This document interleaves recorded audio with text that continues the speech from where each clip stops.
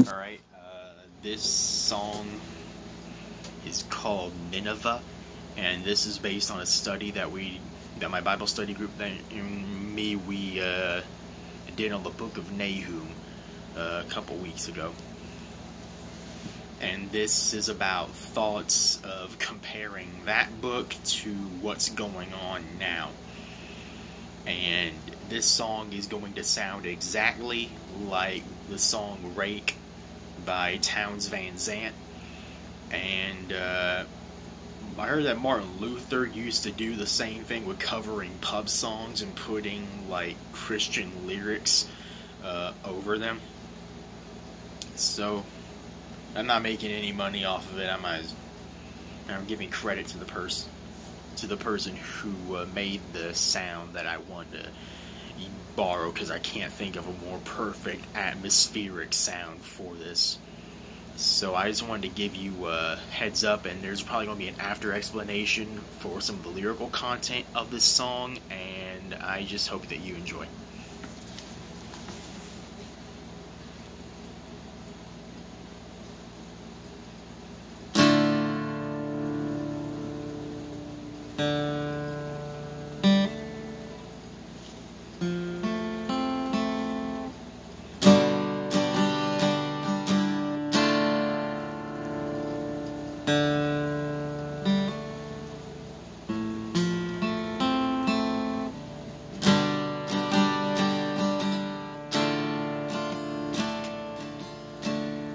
Cover the pillars with their blood and skin.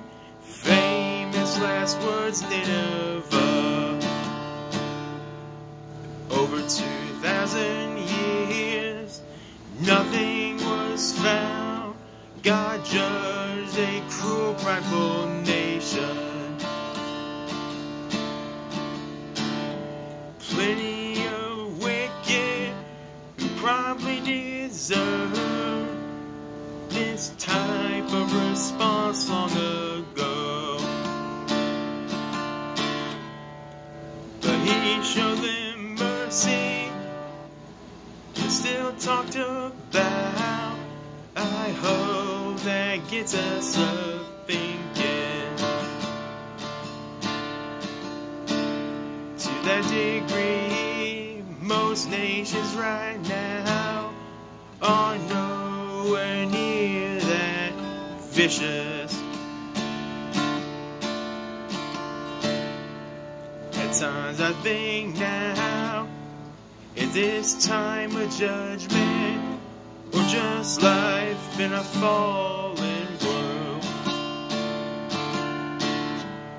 I remember the tower that fell down and crushed, were they were sinners and you.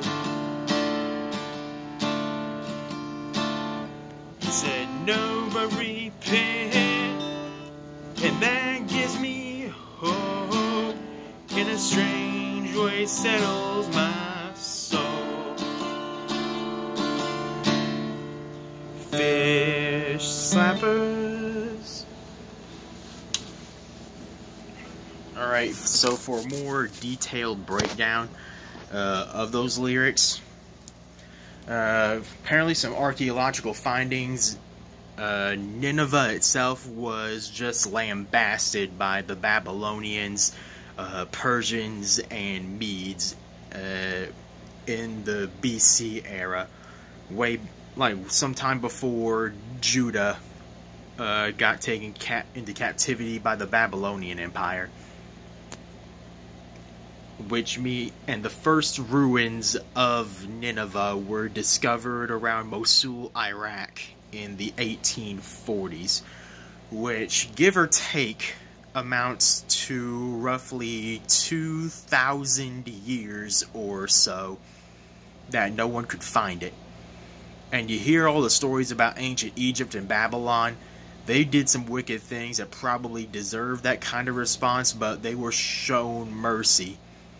Ancient Egypt is still talked about today in pop culture. Babylon is still talked about today in pop culture. No, you hardly hear anything about the Assyrian Empire, they elicited that kind of a response from God. And that first part of the song, apparently it was some ruler in Nineveh who bragged about heads on pikes and covering the pillars with the skin of his enemies. Just to give you a sense of what was going on in Nineveh at the time. And that was after Jonah visited them and told them to repent. 100 years later, that went down the drain. And as it relates to this time, there are times that I sometimes think, I know that pretty much just about every country, if not every single country, has been hit by this virus right now. But the way that my own home nation has responded to it upon the other social issues that we do have, I sometimes wonder, is this a judgment on us? And then I think, hey, it could just be the consequence of us living in a fallen world. This ain't the first pandemic that's ever happened in world history.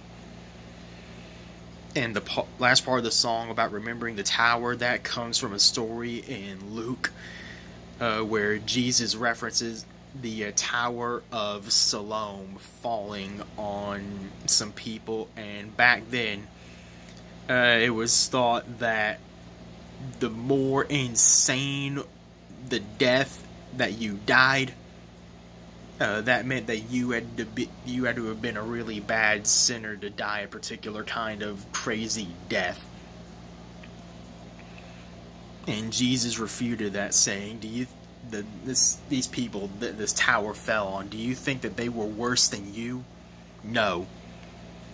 But I say repent, so you don't also perish. And in a strange way, that actually strengthens my hope during this time, because I got no grounds to say whether this is a judgment or whether it's just a consequence of living in a fallen world. But he refuted that.